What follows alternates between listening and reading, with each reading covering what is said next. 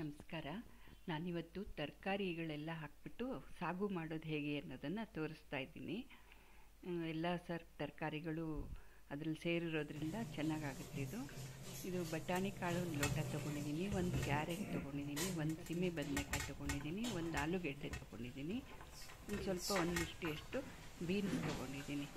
ಇದನ್ನೆಲ್ಲ ಚೆನ್ನಾಗಿ ತೊಳ್ಕೊಬೇಕು. ಬೀನ್ಸು ಅದನ್ನು ತುದಿಗಳನ್ನು ಕಟ್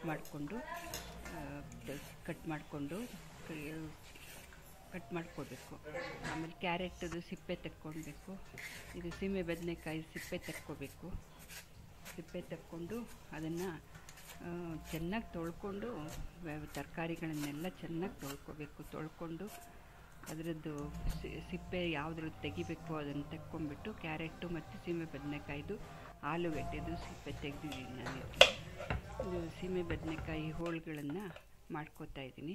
ಅದ್ರ ಮಧ್ಯದ ಭಾಗ ಸ್ವಲ್ಪ ತೆಗೆದುಬಿಟ್ಟು ಮಧ್ಯದ್ದು ಇರುತ್ತಲ್ಲ ಅದನ್ನು ಹಾಕೋದಿಲ್ಲ. ಆ್ಯಕ್ಚುಲಿ ಅದನ್ನು ತೆಗೆದುಬಿಟ್ಟು ಅದನ್ನು ನಮಗೆ ಎಷ್ಟು ಸೈಜ್ ಬೇಕೋ ಅಷ್ಟು, ನಾನು ತುಂಬ ದೊಡ್ಡದು ಅಲ್ಲ ತುಂಬ ಚಿಕ್ಕದು ಅಲ್ಲ, ಹಾಗೆ ಮೀಡಿಯಮ್ ಸೈಜಲ್ಲಿ ಹೋಳುಗಳನ್ನು ಮಾಡ್ಕೊಂಡಿದ್ದೀನಿ. ಈ ಥರ ಕಟ್ ಮಾಡ್ಕೊಂಡಿದ್ದೀನಿ. ಇದು ಒಂಥರ ಸಾಗು ಹೆಚ್ಚಾಗಿ ದೋಸೆಗೆ ಎಲ್ಲ ಯೂಸ್ ಮಾಡ್ತೀವಿ. ನಾನು ಮೊನ್ನೆ ಸೆಟ್ ದೋಸೆ ಮಾಡೋದು ಹೇಗೆ ಅಂತ ತೋರಿಸಿದ್ದೀನಿ. ಯಾವತ್ತೂ ಮಾಡಲಿಕ್ಕಾಗಲಿಲ್ಲ ನನಗೆ ಸಾಗು. ಅವತ್ತು ಚಟ್ನಿ ಜೊತೇಲಿ ತೋರಿಸಿದ್ದೆ ಸೆಟ್ ದೋಸೆನ. ಇವತ್ತು ನಾನು ಸಾಗು ತೋರಿಸ್ತಾ ಇದ್ದೀನಿ. ಸೆಟ್ ದೋಸೆದ್ದು ನಿಮಗೆ ಬೇಕಂದರೆ ಅದ್ರ ಡಿಸ್ಕ್ರಿಪ್ಷನ್ ಬಾಕ್ಸಲ್ಲಿ ಅದ್ರ ಲಿಂಕ್ ಕೊಟ್ಟಿದೆ, ಅದನ್ನು ನೋಡ್ಕೋಬೋದು. ಇದು ನಂತರ ಕ್ಯಾರೆಟನ್ನು ಇವಾಗ ಕಟ್ ಮಾಡ್ಕೊತಾ ಇದ್ದೀನಿ. ಇದು ಅಷ್ಟೇ, ಚಿಕ್ಕದು ಅಲ್ಲ ತುಂಬ ದೊಡ್ಡದು ಅಲ್ಲ, ಮೀಡಿಯಮ್ ಪೀಸಸ್ ಮಾಡ್ಕೊತಾ ಇದ್ದೀನಿ. ಒಂದು ಕ್ಯಾರೆಟ್ ಹಾಕಿದ್ರೆ ಸಾಕಾಗುತ್ತೆ. ಇದು ಅಂದರೆ ತುಂಬ ತರಕಾರಿಗಳೆಲ್ಲ ಹಾಕ್ತೀವಲ್ಲ, ಹಾಗಾಗಿ ಒಂದೊಂದೇ ಹಾಕ್ಕೊಂಡ್ರೆ ಸಾಕಾಗುತ್ತೆ, ತುಂಬಾ ಆಗೋಗುತ್ತೆ. ಇದು ಮೀಡಿಯಮ್ ಪೀಸಸ್ ಮಾಡ್ಕೊಂಡು ಇಟ್ಕೊಂಡಿದ್ದೀನಿ. ಮತ್ತು ಬೀನ್ಸು ಅಷ್ಟೇ ತುದಿಗಳನ್ನು ದುಡ್ಡಕ್ಕೆ ಕಟ್ ಮಾಡಿ ಇಟ್ಕೊಂಡಿದ್ದೀನಿ. ಮತ್ತು ಇದು ಸೀಮೆ ಬದನೆಕಾಯಿ ಆಯಿತು, ಕ್ಯಾರೆಟ್ ಆಯಿತು, ಆಲೂಗಡ್ಡೆನೂ ಸಿಪ್ಪೆ ತೆಗೆದು ಮೀಡಿಯಮ್ ಸೈಜ್ ಕಟ್ ಮಾಡಿ ಇಟ್ಕೊಂಡಿದ್ದೀನಿ. ಮತ್ತು ಬಟಾಣಿ ಕಾಳು ಎಲ್ಲ ಹಾಕ್ಕೊಂಡು ಕುಕ್ಕರ್ನಲ್ಲಿ ಹಾಕ್ಕೊಂಡ್ಬಿಟ್ಟು 1-2 ಲೋಟ ನೀರು ಹಾಕ್ಬಿಟ್ಟು ಕುಕ್ಕರಲ್ಲಿ ಬೇಯಿಸ್ಕೋಬೇಕು. ಹಾಗೆ ಬೇಕಾದರೂ ಬೇಯಿಸ್ಕೋಬೋದು. ನಾನು ಕುಕ್ಕರಲ್ಲಿ ಬೇಯಿಸ್ಕೊಂಡಿದ್ದೀನಿ. ಕುಕ್ಕರಲ್ಲಿ ಸ್ವಲ್ಪ ಬೇಗ ಆಗುತ್ತೆ ಅಂದ್ಬಿಟ್ಟು ಕುಕ್ಕರ್ನಲ್ಲೇ ಬೇಯಿಸ್ಕೊತೀನಿ ನಾನು. ಹಾಗೆ ಬೇಯಿಸ್ಕೊಂಡ್ರೆ ಇನ್ನೂ ತುಂಬ ರುಚಿಯಾಗುತ್ತೆ, ಚೆನ್ನಾಗಾಗುತ್ತೆ. ಹಾಗೆ ನೀರಲ್ಲಿ ಡೈರೆಕ್ಟಾಗಿ ಹಾಕ್ಬಿಟ್ಟು ಪಾತ್ರೆಯಲ್ಲಿ ಹಾಗೇನೆ ಬೇಯಿಸ್ಕೊತಾ ಇದ್ದರೆ ಸುಮಾರು ಹೊತ್ತಾಗುತ್ತೆ, ಬಟ್ ಅದು ಇನ್ನೂ ಟೇಸ್ಟ್ ಆಗುತ್ತೆ, ಚೆನ್ನಾಗಾಗುತ್ತೆ. ಇದು 1-2 ಲೋಟ ನೀರು ಹಾಕ್ಬಿಟ್ಟು ಕುಕ್ಕರಲ್ಲಿ ಹಾಕ್ಕೋತಾ ಇದ್ದೀನಿ. ಲಿಡ್ಡನ್ನು ಹಾಕ್ಬಿಟ್ಟು ಇಡ್ತಾಯಿದ್ದೀನಿ. ಇದು ಒಂಥರ ಚೆನ್ನಾಗಾಗುತ್ತೆ. ಇದು ಚಪಾತಿಗೆ ಆಗುತ್ತೆ, ದೋಸೆಗೂ ಆಗುತ್ತೆ, ಅಥವಾ ಸೈಡ್ ಡಿಶ್ ಥರ ಯೂಸ್ ಮಾಡೋಕ್ಕೂ ಆಗುತ್ತೆ, ರಾಗಿ ಮುದ್ದೆಗೂ ಆಗುತ್ತೆ, ರೈಸ್ಗೂ ಜೊತೆಲೂ ಆಗುತ್ತೆ, ಎಲ್ಲದಕ್ಕೂ ಆಗುತ್ತೆ.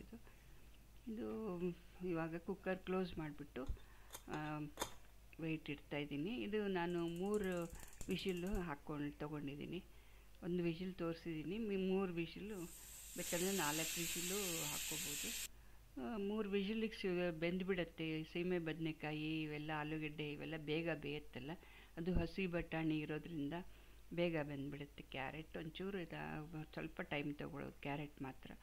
ಬಟ್ 3 ವಿಷಿಲಿಗೆ ಚೆನ್ನಾಗಿ ಬೇಯುತ್ತೆ. ಈಗ ಮಸಾಲೆಯನ್ನು ತೋರಿಸ್ತಾ ಇದ್ದೀನಿ. ನಾನು 2 ಬ್ಯಾಡಗಿ ಮೆಣಸಿನ್ಕಾಯಿ, 1 ಹಸೆ ಮೆಣಸಿನ್ಕಾಯಿ, 1 ಸೇಲಂ ಮೆಣಸಿನ್ಕಾಯಿ, ಚಕ್ಕೆ, ಲವಂಗ ಒಂದೊಂದು ಚೂರು ಲವಂಗ 3, 1 ಈರುಳ್ಳಿ ಕಟ್ ಮಾಡಿ ಇಟ್ಕೊಂಡಿದ್ದೀನಿ, 3 ಬೆಲ್ಲದ ಪೀಸು, 1 ಕಸಕಸೆ 1-2 ಸ್ಪೂನು, 1 ಶುಂಠಿ ಚೂರು, ಬೆಳ್ಳುಳ್ಳಿ 2, 1 ಪುಟಾಣಿ ಹುರ್ಗಡ್ಲೆ 1 ಸ್ಪೂನ್ ತೊಗೊಂಡಿದ್ದೀನಿ. ಅದು ಬೇಕಾದ್ರೆ ಜಾಸ್ತಿ ಹಾಕ್ಕೋಬೋದು, 2 ಸ್ಪೂನು. ಗಸಗಸೆನೂ ಬೇಕಾದ್ರೆ ನೆನೆಸಿಟ್ಕೊಂಡು ಹಾಕ್ಕೋಬೋದು. ನಾನು ಹಾಗೆ ಡೈರೆಕ್ಟಾಗಿ ಹಾಕ್ತಾಯಿದ್ದೀನಿ. 3 ಲವಂಗ, 2-3 ಪೀಸು ಚಕ್ಕೆ ಇಷ್ಟು ತೊಗೊಂಡಿದ್ದೀನಿ. ಸ್ವಲ್ಪ ನಿಮ್ಗೆ ಜಾಸ್ತಿ ಸ್ಪೈಸಿ ಬೇಕಂದರೆ ಜಾಸ್ತಿ ಹಾಕ್ಕೋಬೋದು. 1 ಚೂರು ಕಾಯಿ ತುರಿ, 1 ಮುಷ್ಟಿ ಕಾಯಿ ತುರಿ, ಕೊತ್ತಂಬರಿ ಸೊಪ್ಪು, 1 ಕೂಲಿಗಾತ್ರದ ಹುಣಸೆ ಹಣ್ಣು ತೊಗೊಂಡಿದ್ದೀನಿ.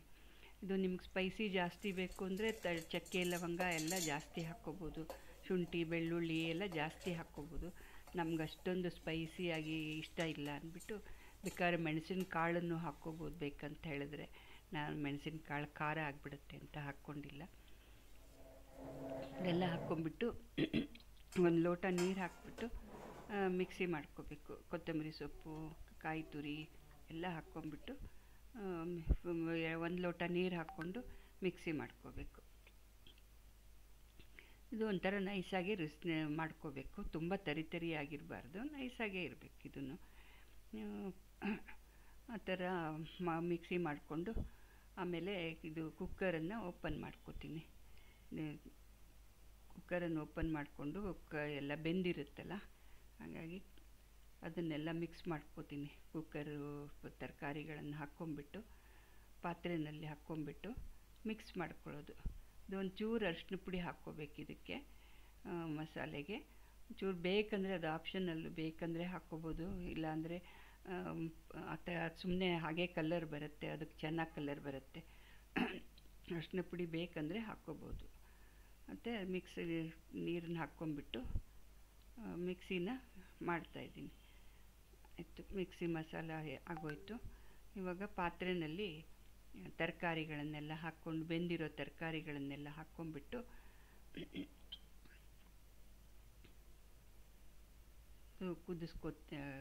ಕುದಿಸ್ಕೋಬೇಕು. ಕುಕ್ಕರ್ ಓಪನ್ ಮಾಡಿಕೊಂಡು ತರಕಾರಿಗಳೆಲ್ಲ ಬೆಂದಿರುತ್ತಲ್ಲ ಅದನ್ನು ಹಾಕ್ಕೊಂಬಿಟ್ಟು ಪಾತ್ರೆಯಲ್ಲಿ ಹಾಕ್ಕೊಂಬಿಟ್ಟು, ಇದು ಡೈರೆಕ್ಟಾಗಿ ಕುಕ್ಕರ್ನಲ್ಲೇ ಮಾಡಬಾರ್ದು ಅಂತ ಹೇಳ್ತಾರಲ್ಲ, ಕುಕ್ಕರ್ ಬರೀ ಈ ಥರ ಬೇಯಿಸೋದಕ್ಕೆ ಯೂಸ್ ಮಾಡ್ಕೋಬೇಕು. ನಾವು ಸಾರು ಇದೆಲ್ಲ ಮಾಡ್ಕೊಳ್ಳೋಕ್ಕೆ ಡೈರೆಕ್ಟಾಗಿ ಬೇರೆ ಇದರಲ್ಲಿ ಹಾಕ್ಕೊಳ್ಬೇಕು ಅಂತ ಹೇಳ್ತಾರೆ. ಕುಕ್ಕರನ್ನು ಬರೀ ಬೇಯಿಸ್ಕೊಳ್ಳೋಕೆ ಮಾತ್ರ ಇಟ್ಕೊಂಡು ಬೇರೆದ್ರಲ್ಲಿ ಟ್ರಾನ್ಸ್ಫರ್ ಮಾಡ್ಕೋಬೇಕು ಅಂತ ಹೇಳ್ತಾರೆ. ನಾನು ಈಗ ಒಂದು 2-3 ಸ್ಪೂನು ಎಣ್ಣೆ ಹಾಕ್ಕೊಂಡಿದ್ದೀನಿ. 1-2 ಸ್ಪೂನು ಜೀರಿಗೆನ ಹಾಕ್ಕೊಳ್ಬೇಕು ಒಗ್ಗರಣೆಗೆ ಅಂತ ಹೇಳಿ. 1-2 ಸ್ಪೂನ್ ಜೀರಿಗೆ ಬೇಕಾದರೆ ಇದರಲ್ಲಿ ಚಕ್ಕೆ ಲವಂಗ ಎಲ್ಲ ಒಗ್ಗರಣೆಗೆ ಹಾಕ್ಕೋತಾರೆ. ನಮ್ಗೆ ಸ್ಪೈಸಿ ಬೇಡ ಅಂಥೇಳಿ ನಾನು ಆ ಥರ ಇದು ಮಾಡಿಲ್ಲ. ಬೇಕಂದರೆ ಚಕ್ಕೆ ಲವಂಗ ಎಲ್ಲ ಒಗ್ಗರಣೆಯಲ್ಲಿ ಹಾಕ್ಕೋಬೋದು. ಮತ್ತು ಕರಿಬೇವಿನ ಸೊಪ್ಪು ಹಾಕಿದ್ದೀನಿ. ಆಮೇಲೆ ಬೇಯಿಸಿರೋ ತರಕಾರಿನ ಹಾಕ್ಕೊಂಡಿದ್ದೀನಿ. ಅದರಲ್ಲಿ ಕುಕ್ಕರಿಂದ ತೆಗೆದು ಬೇಯಿಸಿರೋ ತರಕಾರಿನೆಲ್ಲ ಹಾಕ್ಕೋಬೇಕು. ಹಾಕ್ಕೊಂಬಿಟ್ಟು ಅದು ಬೆಂದಿರೋ ತರಕಾರಿ ಜೊತೆಯಲ್ಲಿ ಇದು ಮಸಾಲೆ ಮಾಡ್ಕೊಂಡಿದ್ದೀವಲ್ಲ, ಆದಷ್ಟು ಮಸಾಲೆನ ಹಾಕಬೇಕು. ಅದ್ರ ಜೊತೆಲಿ ಹಾಕ್ಬಿಟ್ಟು ಚೆನ್ನಾಗಿ ಉಪ್ಪನ್ನು ಹಾಕ್ಕೋಬೇಕು. ಅದಕ್ಕೆ ಉಪ್ಪನ್ನು ಹಾಕಿಬಿಟ್ಟು ಅದು ಬೇಯಿಸ್ಬೇಕಾದ್ರೆ ಹಾಕಿರಲಿಲ್ಲ ಉಪ್ಪು, ಯಾಕಂದರೆ ಅದು ತುಂಬ ಬೆಂದ್ಬಿಡುತ್ತೆ, ಪಿಚ್ಚಿ ಆಗಿಬಿಡುತ್ತೆ. ಅದಕ್ಕೋಸ್ಕರ ಉಪ್ಪು ಬೇಯಿಸುವಾಗ ಹಾಕಿರಲಿಲ್ಲ. ಇವಾಗ ಹಾಕ್ಕೊಳ್ತಾ ಇದ್ದೀನಿ. ಉಪ್ಪನ್ನು ಹಾಕಿಬಿಟ್ಟು ಅದಕ್ಕೆ ಮಸಾಲೆನ ಹಾಕಬೇಕು. ಮಸಾಲೆಯನ್ನು ಹಾಕ್ಕೊಂಬಿಟ್ಟು ಚೆನ್ನಾಗಿ ಕುದಿಸ್ಬೇಕು. ಇದು ಒಂದು ತುಂಬ ಚೆನ್ನಾಗಿ ಕುದ್ರೆ ಚೆನ್ನಾಗಾಗುತ್ತೆ. ಎಲ್ಲ ಮಿಕ್ಸ್ ಆಗಿಬಿಟ್ಟು ಬರುತ್ತೆ, ಚೆನ್ನಾಗಿ ಕುದಿಯುತ್ತೆ. ಅದು ಕುದ್ರೇ ಚೆನ್ನಾಗಾಗೋದು. ಅದು ಬಟಾಣಿ ಕಾಳು ಸೀಸನ್ ಅಲ್ವ ಇವಾಗ, ಬಟಾಣಿ ಕಾಳು ಹಾಕ್ಕೊಂಡ್ರೆ ತುಂಬ ಇದಕ್ಕೆ ಈ ಸಾಗುಗೆ ಬಟಾಣಿ ಕಾಳಿದ್ರೆ ಚೆನ್ನಾಗಿ ಟೇಸ್ಟ್ ಬರುತ್ತೆ. ಕ್ಯಾರೆಟು ಬಟಾಣಿ ಕಾಳು ಇದ್ದರೆ ಚೆನ್ನಾಗಿ ಟೇಸ್ಟ್ ಬರುತ್ತೆ ಇದಕ್ಕೆ. ಇದು ಚೆನ್ನಾಗಿ ಕುದಿಸ್ಬೇಕು.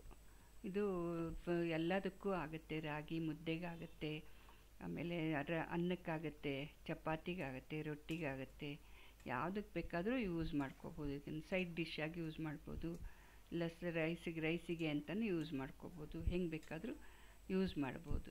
ಇದು ಒಂಥರ ಚೆನ್ನಾಗಾಗುತ್ತೆ. ಇದು ನಾನು ಮೊನ್ನೆ ಸೆಟ್ ದೋಸೆ ಮಾಡಿದಾಗ ಜೊತೇಲಿ ಮಾಡೋಣ ಅಂದ್ಕೊಂಡಿದ್ದೆ, ಆಗಲಿಲ್ಲ ನನಗೆ. ಆವಾಗ ಚಟ್ನಿ ಮಾಡಿಬಿಟ್ಟೆ. ಸೆಟ್ ದೋಸೆ ಜೊತೇಲಿ ಚಟ್ನಿ ಮಾಡಿದೆ. ಈಗ ಇವತ್ತು ಸೆಟ್ ದೋಸೆ ಮಾಡಿದ್ದೆ, ಜೊತೇಲಿ ಸಾಗುನೂ ಮಾಡಿದ್ದೀನಿ.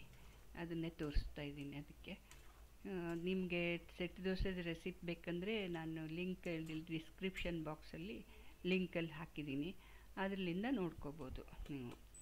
ನನ್ನ ಚಾನಲ್ಗೆ ಸಬ್ಸ್ಕ್ರೈಬ್ ಮಾಡಿ. ನನ್ನ ರೆಸಿಪಿಗಳು ನಿಮಗೆ ಹೇಗೆ ಅನಿಸಿದೆ, ಚೆನ್ನಾಗಿ ಅನಿಸಿದರೆ ನನ್ನ ಚಾನಲ್ಗೆ ಸಬ್ಸ್ಕ್ರೈಬ್ ಮಾಡಿ ಮತ್ತು ಲೈಕ್ ಮಾಡಿ. ನಿಮ್ಮ ಫ್ರೆಂಡ್ಸು ರಿಲೇಟಿವ್ಸು ಯಾರಿಗಾದರೂ ಶೇರ್ ಮಾಡಿ. ಮತ್ತು ಕಮೆಂಟ್ಸ್, ನಿಮಗೆ ಇದ್ರ ಬಗ್ಗೆ ಏನಾದರೂ ಕಮೆಂಟ್ಸ್ ಇದ್ದರೆ, ಹೇಗಾಗಿತ್ತು ನೀವು ಮಾಡಿದ್ರು, ಹೇಗೆ, ಎಲ್ಲಿಂದ ನೋಡ್ತಾ ಇದ್ದೀರಾ ನೀವು, ಏನಾದರೂ ಒಂದು ಕಮೆಂಟನ್ನು ಹಾಕಿ. ಆವಾಗ ನನಗೂ ಒಂದು ಪ್ರೋತ್ಸಾಹ ಸಿಕ್ಕಂಗಾಗುತ್ತೆ. ನಾನು ಇನ್ನೂ ಒಳ್ಳೆ ರೆಸಿಪಿನ ತೋರಿಸೋಣ, ನನಗೆ ಗೊತ್ತಿರೋ ಅಂಥದ್ದು ತೋರಿಸೋಣ ಅಂತ ನನಗೂ ಒಂದು ಉತ್ತೇಜನ ಸಿಕ್ಕಂಗಾಗುತ್ತೆ. ಈಗ ಕುದೀತಲ್ಲ, ಈಗ ನೋಡಿ ರೆಡಿ ಆಯಿತು ನಮ್ಮದು ಸಾಗು. ಸೆಟ್ ದೋಸೆ ಜೊತೆಲಿ ಸಾಗು ಚೆನ್ನಾಗಾಗಿದೆ ನೋಡಿ. ಇಷ್ಟು ನೀವು ಒಂದ್ಸಲ ಮಾಡ್ಕೊಳ್ಳಿ. ಥ್ಯಾಂಕ್ ಯು, ಧನ್ಯವಾದಗಳು.